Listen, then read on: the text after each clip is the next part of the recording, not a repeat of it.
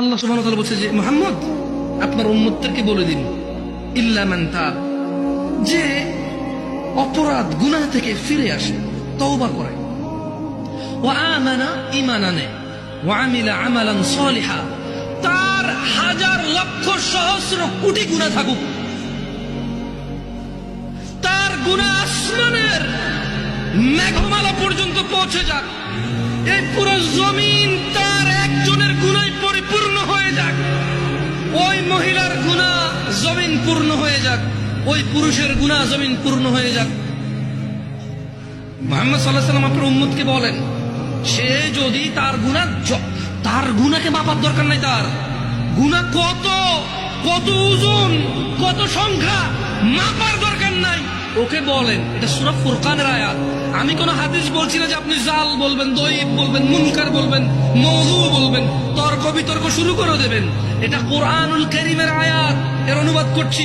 আল্লাহ বলছেন যে আপনার এই উম্মতদেরকে বলে দেন, গুনার সংখ্যাও কেন গুনছে, ও ওজন কেন করতেছে, ও বেঁচে আছে না, ও নিঃশ্বাস আছে না, ও তো মারা যায়নি, এখনো ওর জন্য তওবার দরজা খোলা আছে, ও ফিরে আসতে পারে, ও ফিরে আসতে বলেন।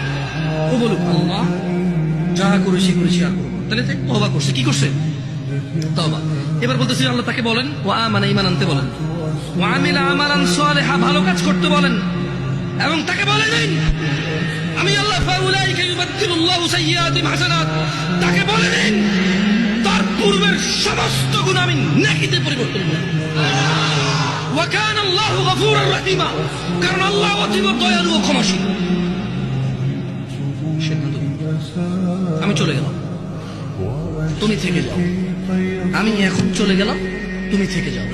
তোমার পূর্বের গুনাহ 20 বছর, 50 বছর, 30 বছর, 60 বছর, 70 বছর, কত বছর তুমি জানো।